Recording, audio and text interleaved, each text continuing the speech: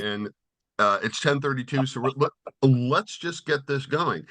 And thank you for joining the 4 Bites Show. We are recording this, even if we're the only participants, so that later on, when we publish this to YouTube, people can make use of some of the insights, hopefully, that we can share here today. I'm Andrew Galerno, your host at 4bites.net, FOURBITES.net, and I try to deliver information that people can use somewhere in their eating and cooking and, lives. So today's topic is, let's say that you or somebody you know has a cookbook problem. And I was talking to Scotty in his home, which contains roughly 2,000 cookbooks, Scotty. Yeah, somewhere around there. And I was reminded of people I've known who had to, for one reason or another, break up their collection and try to transform their love of cooking and their ability to pull these things out and make them whenever they want into a more reasonable format for their lives. So I think that if we're going to start with, trying to grapple with these things, I'd like to ask Michael Olear, if you could tell us a little bit about your background in dealing with situations like this, and what is a good way to go about doing this sort of thing? Just, by way of qualification a little bit, I've actually looked it up last night. I've been licensed as a realtor for 35 years.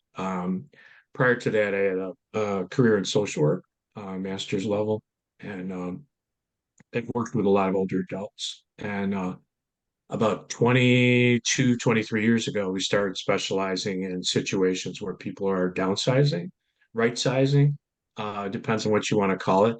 I like right sizing a lot better. So we've literally helped people with hundreds of these moves. And I think, just to get down to brass tacks and, in terms of, um, how do you make this happen? I think even you got to back it up a little bit, because a lot of times people like where they live. They don't want to go, they don't want to get rid of stuff, and that is, a normal experience. And it's very difficult, and it has a lot of emotions attached. So one of the things I recommend to people is to get if they're trying to decide are they even going to do something, are we going to move or not? Are we just going to stay put and we'll keep all these cookbooks forever, and then someone else will need to take care of it then? That's a legitimate choice. But in terms of deciding, what I recommend to people is to actually get a paper calendar. And typically in our routines, there's things we do every day right at the same time, whether we have a cup of coffee or we read at night before we go to bed. And what I encourage people to do is for at least a 30-day period to answer the question, do I want to stay where I am or do I want to go? Yes or no? And the answer can be remarkably different. Like on a certain day, if you have a great talk with one of your neighbors, you see their children, you feel emotionally full, you love where you are. And then you could have another day where you've paid $300 to a plumber, and then $150 to someone to come and clean up, and $2,000 to an electrician because you had things you had to take care of. On those days, and probably for a few days after, the answer is going to be no. So I think I'm a huge fan of longitudinal studies as they relate to people. I learned about school, and just applying that principle to yourself individually for a life choice is remarkably effective. And in terms of the realm of most of the situations I think we're going to talk about here are when as people age, possibly. Um, I'd say I'd say the lion's share of what situations we're probably talking about is that. And my recommendation to people is if you're at 50-50 on that personal analysis, you really need to start thinking about this, because you don't want to get to a point where you're 80 or 90% I got to go, and only 10% staying, because maybe by that point you don't have the energy level or intellectual capacity, emotional capacity, you name it. You're going to have to pay for help with everything. So that would be one thing that I would recommend. One of the other things I think is really important for people is to think about what they have. Do they want to give it to people in their family or people, friends that they care about? And that's something that always comes up. I don't want to just throw everything in the garbage, because this is all very, very useful. And so in that case, in particular, what we're talking about here with cookbooks, I mean, I think Scotty would probably be a much better resource than me as far as places where things could be donated. And the difficulty with that a lot of times is, just for example, let's talk about the blue chair. Every time my granddaughter comes over, she sits in the blue chair and tells me how comfortable it is, and we talk, and it feels so nice. And I said, when I move, you can have my blue chair. And she's like, oh, good, I love your blue chair. Did she really want the blue chair? Maybe not. So that's one of the issues I think people need to deal with. And to deal with it effectively is to actually create some kind of timeline. And with a timeline, this is just one of the events on the timeline as far as giving things to family. When does that have to happen by? And so, in order to come to a decision point for the young person on the blue chair, we need a point in time when the decision needs to be made. Otherwise, something else will happen to it. And in the same way here, I think with the cookbooks, it's very much the same thing. If you know somebody that's a gourmet chef and they appreciate, the tremendous amount of money you've spent on collecting these wonderful cookbooks, and they compliment you every time that they're at your house, but then they never come to pick them up, what are you going to do? You have to have timelines. So Let me back up a little bit before the timeline part, and obviously when you have faced with a big task, really structure in approaching the perimeters of the questions you're going to have to answer is great. I was wondering if you have any advice for people who love people who are in a situation and they're having a tough time coming to grips with. They need to figure out to do something that you could break it down as, Mom, I know you love your cookbooks, but we got to do something. But how do you broach that conversation with someone with whom it is a very sensitive subject? yeah, that's a difficult thing to do. And it's very similar to the same question as, you're living in a 4,000 square foot house, Mom, and how many how many rooms do you actually use, Mom? You know, Somewhat direct questions. Uh, are you leading the witness? Objection. But In, that's the way I think you need to carry on the discussion. You need to have a very clear objective and answer questions that are very direct, like, how often, Mom, do you use your cookbooks? Well, it's too much trouble to cook now. You know, um it's how you feel about it. It's that's the important of it. There's things that you can do to keep the memory. Just to give you an example, we had a lady that had probably about 180 teacups, and she loved her teacups, and she had glass cabinets in the kitchen. And so what we suggested to her to do was, she had a grandchild who took photos of all the teacups and put them on thumb drive with a digital frame, and told her, well, you probably only got room for about 12 of these, and how about if we make gifts to all the people in the family? Everybody gets two of these. And she felt a lot better about it. I think you could do a similar thing with cookbooks. I think you could take photos of the front as a memory. Maybe you could do the same thing if there's people you want to give them to. That's a possibility. This would be a great place to turn to John Burke, librarian, master librarian, and see if you can bring some of your information, your knowledge to this question. I mean, can you suggest for people who are watching this later, what are some of the easiest ways to make use of today's digital gizmos to save the things you really want to save in a much smaller space? No, definitely. Well, thank you so much. And I'm really glad to have the chance to talk about this. Yeah, I think, if we think about this from a couple of perspectives, I'll talk a little bit about libraries, but really we are very fortunate to have at our fingertips, in our cell phones, we've got tremendous technology right there that can help us capture information and then really get us on the road to being able to keep it organized and keep it at hand for us.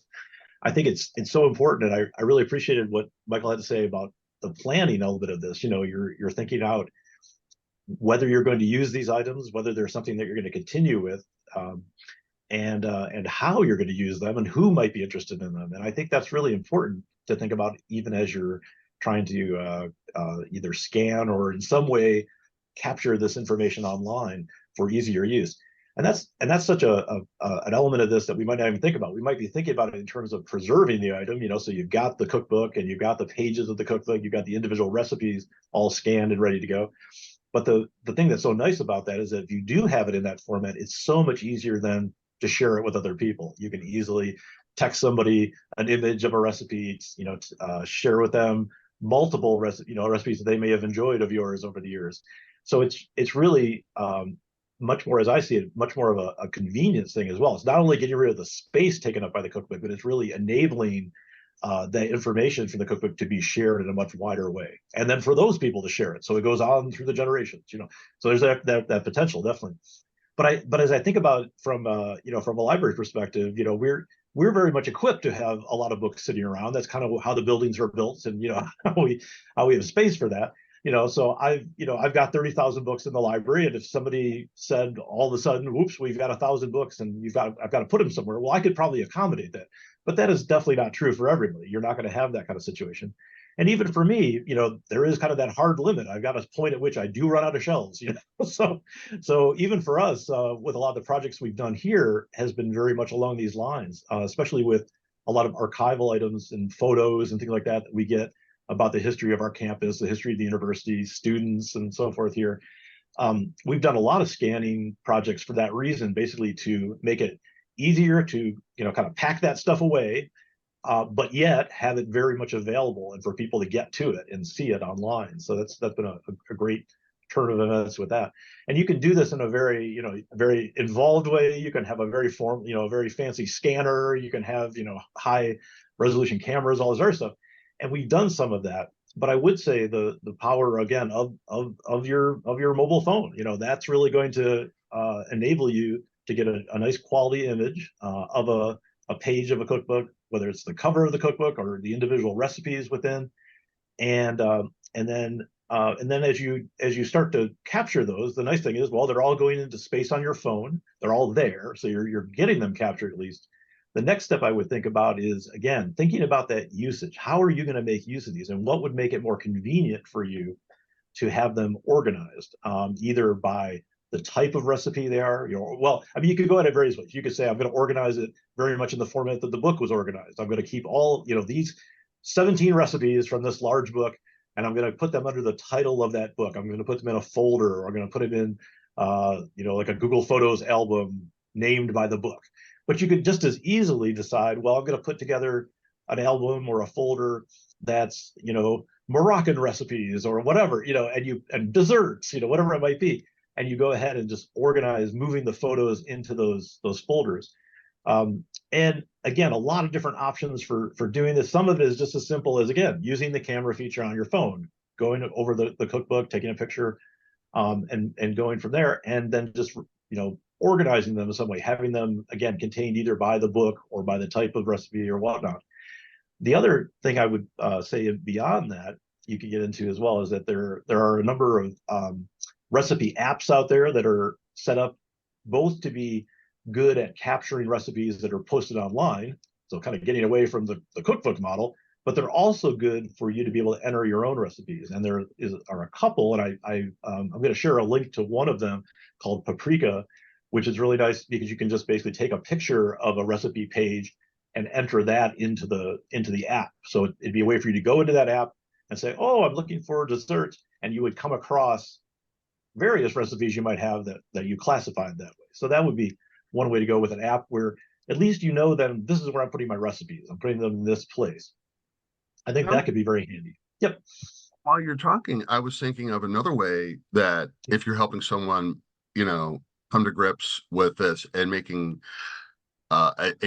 learning new digital steps to take care of this, one of the upsides is the chance that you're actually going to use recipes from your collection goes way up when you've got them all right in your pocket. You don't have to go find the book, remember where it was, flip through it, maybe it's dusty, all the time kicking yourself because you've had this book for 10 years and you've never actually gone and turned it open to this page. Right. If Can it's I in your jump pocket, in here for a second? the utility is up. Yes, Mr. Harris. Yeah, well, this isn't precisely while I'm here. We're actually having a whole bunch of different conversations, and I think this is going to meld into something that's going to be continued over time. But for instance, you were just talking about paprika. I have a bunch of recipe programs on the PC that I've loved over the years, and each one has gone away and left me hanging. Yes, indeed. I also have had digital recipe keeping things that have faded, but where I am is not paprika, but a thing called Copy Me That. It's got a really good web scraper, so if you're looking at a recipe on a magazine site, you click a button and it's right into your recipe program. You are absolutely correct, John, that there are so many digital ways to hold on to your recipes. One other thing I would mention, and I'm going to give Andrew also a set of links to all these things that I may talk about. There's a site called Eat Your Books. And Eat Your Books is, you can do some free, but the rest is a subscription fee. And what it does is you feed the cookbooks you have in your library by ISBN code into it. And what will happen is if you are selective in what you post there and say, I want to do something with corned beef, it will search for every recipe with corned beef that is in any of the books that you've posted to it. So like last week, I wanted to do something with black beans. I made the mistake at the beginning with Eat Your Books of trying to put everything up there, but I came down to about 80 cookbooks that I use more than any else. And just so I don't have to keep track of which cookbook did I get that recipe from, I go on Eat Your Books and I go, I want something grilled eggplant, and it will find recipes for that. So that is a great resource. Yeah, that sounds wonderful. Definitely. So this is a good point. I mean, you're talking about, Scotty, is not just digital architectures as a way to hopefully address, for instance, a space problem, but actually making it easier and better for you to get to what you really want. When you think of like, oh yeah, there was that genius recipe. Oh, where did I get it? And you look at your bookshelf and then you stop. Exactly. And I went through a point about 15 years ago that this was my brilliant idea for an app. There is a book in existence called Recipex. Came out, I think, in the late 80s, early 90s. And it is, if you say, I want to make boeuf bourguignon, you look it up and it's going to tell you, it's not just like Joy of Cooking and Fanny Farmer and that stuff. it will also push you into books by Pepin and Julia Child, like Mastering. In a book format, as soon as it's published, it's out of date. As an electronic resource, which hasn't quite happened, but Eat Your Books is close, what it's doing is giving you a chance to say, okay, I want to make beef bourguignon.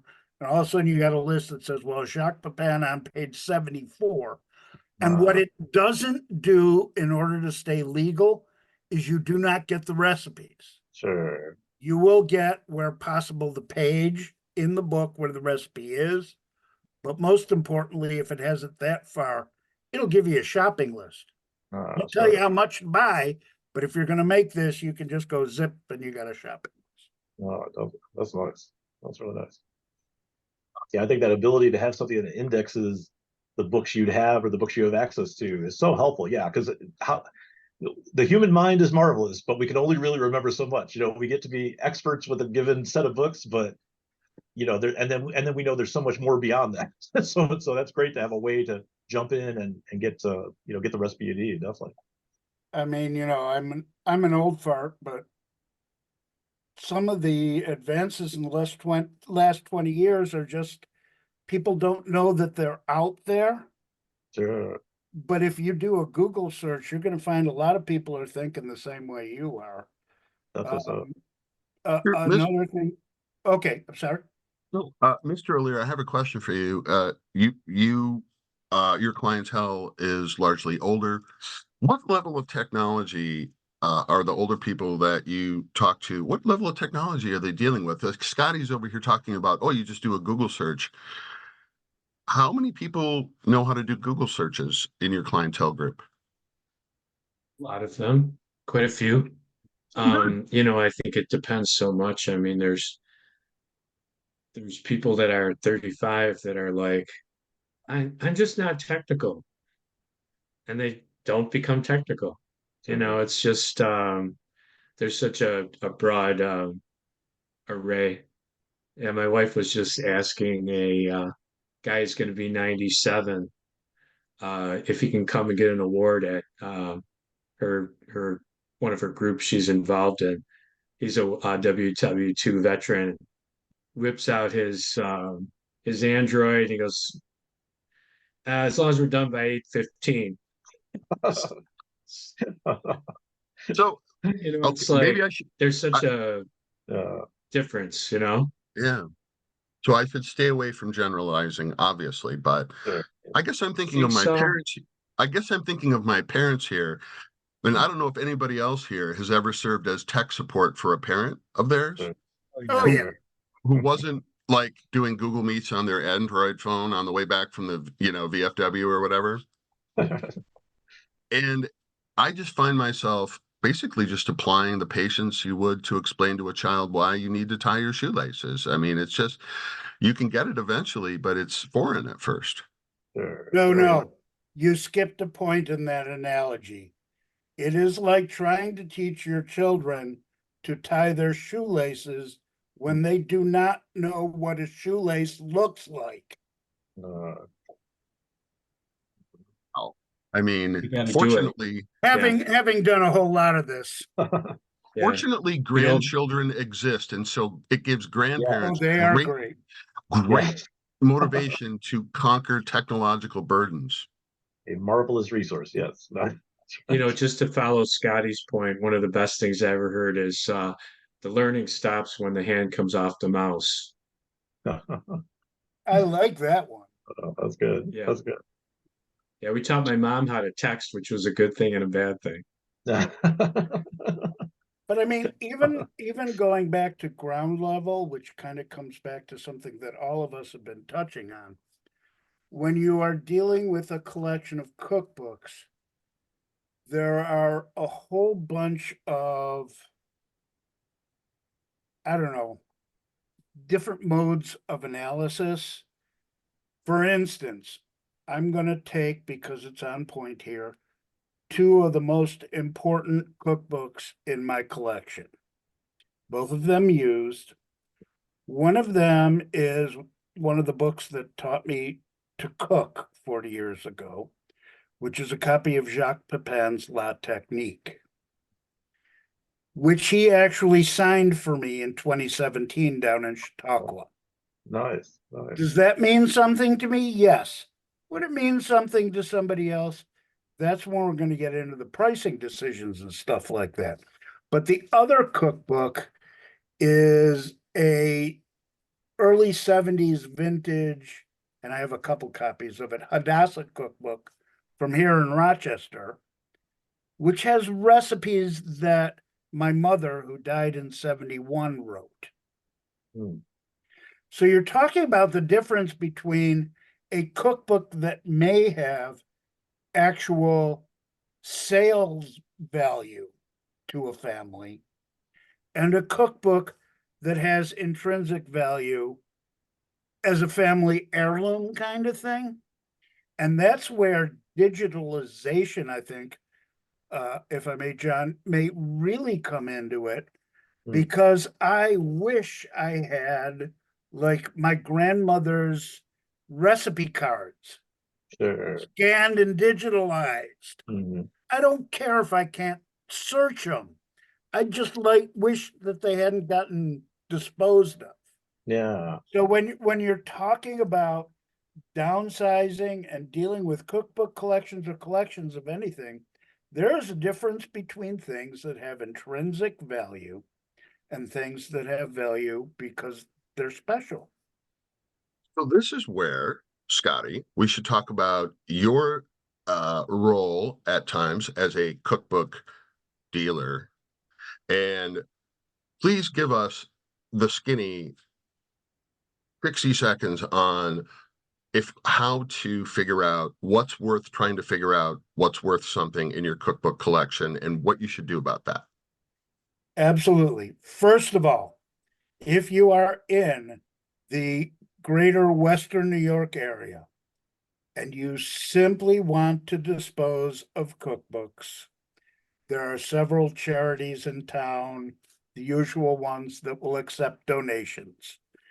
And I am an unpaid, unappointed spokesman for this, but I would also ask everyone to consider the AAUW, the American Association of University Women, have an annual book sale, usually in June, usually in an office space or building space that's unoccupied.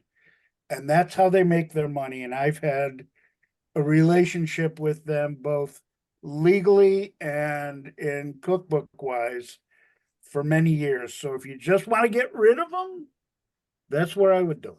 You get a hold of them. I'm going to give you a link to everything that I might possibly talk about, so you can post it right on your site and everybody can click on it. If you're impatient, just do AAUW Buffalo and it's going to pop up with a book sale because it's very popular. So that's if you just want to like get rid of stuff. So how do you go? Yeah, if you want to donate, I consider that a really good option because I support their principles. Like I said, I was their lawyer for 15 minutes. But you can also go to any of the other charitable organizations that resell books and stuff like that. If you are trying to find out if you have something that is like collectible and worth something to sell online, there are a couple of different options that I would give to you. And I would also say as an aside, and Andrew, you're probably better to speak at this. If you want to sell a bunch of books just to get rid of them and get whatever you can for them, I believe Andrew has had some success selling things on Amazon. This was in a prior lifetime. Yeah. The conditions of selling used books on Amazon are such that I feel I could no longer speak to them. Okay. All right. That's fine. I just wanted to put that up there. The first thing, I mean, there is so much to say about antique vintage cookbooks and used cookbooks and all that stuff. So I'm gonna don't say all that, Scotty. What I want from I'm you gonna is start. how could I tell my mom to like what she needs to know to pick out stuff that might be worth the trouble selling. The first answer is a site called Via Libri. And again, I'm going to give you the link to that. VIALIBRI. This is essentially a search engine that combines a whole bunch of the major book selling sites. Some of these include biblio.com, And so you Alibris. can plug a title in there and it should give you some idea of. Hey, Absolutely. If you log onto it right now and press new search, you're going to get a field that says author, title, age range, that stuff. And when it comes up, you can sort it, the usual ways, by price, by date, by that kind of thing. It's going to give you a broad overview of what people are looking for. It's not the be all and end all. Another source is actually eBay itself, which I don't remember exactly how, but again, you can Google how to show results of sold items like this. So if I were to type in Mastering the Art of French Cooking, Volume 1, it's going to come up with everything that fits into that kind of another description. another quick way to get a snapshot of a value is to make sure which edition you have and pop that into Amazon and look at what is being sold there in the used column. Well, Just to and get a that's sense of like how much. If you start seeing like double digits, then at least you have possibly something we're dealing with. well, you also have to do the highs and the lows thing, because even on a site like Via Libre, where they give you, they could give you 300 answers to your query, but it's going to narrow it down, allow you to focus in on what actually it might be worth. And like I said, with sites like eBay, you can do this reverse thing and see how many that particular edition of that particular cookbook. Uh, the actual discussion about how to think about your cookbook and evaluate whether it fits into the guidelines and stuff like that. That's probably another show, but we can talk about that if you want. Okay. Well, I mean, essentially, you could pick out a few things, do a little research, test the market, and then decide, do I want to drive to the post office to possibly make $3? Right. And in some cases, that's exactly what you want. In my particular case, the reason I really got into selling as opposed to collecting is that I was teaching or running the culinary program at a local Catholic high school that got terminated after the end of COVID. And I found myself with all these books that if I bought, I may have spent $1 a book. A lot of them were donated by the parents of my students and stuff, but I got 150 had 150 books that I had no need of, that weren't needed in my collection. And so do I give them away or do I find out if there's something to be After you bought? after you went through all that and decided to sell some, I mean, what was your bottom line conclusion after you went through all that trouble? It's a work in progress. And if it doesn't work out, I'm going to donate them to AUW. If I can get a couple bucks, that's fine. Judging from your response, you have not been hit with a cash avalanche. Well, the problem is with these places, you have to assert a presence, which means that, Hurt a presence. yeah, people who do this kind of thing, their names get known. So if Andrew Galarno is offering a book, that Hey, kind of thing. I just want to sell some books. What do I need a rep on the street for? Well, you don't, and in that case, you're looking at just disposing of them. And my advice for that is while we have far fewer used bookstores in town than we used to, we still have a couple of great ones in Western New York. And Perfectly. almost any of them will figure out a way to assess the value of your collection. You If you're recommend- just trying to dispose of it. Can you recommend one or two? Absolutely. My first and oldest friend is Old Editions.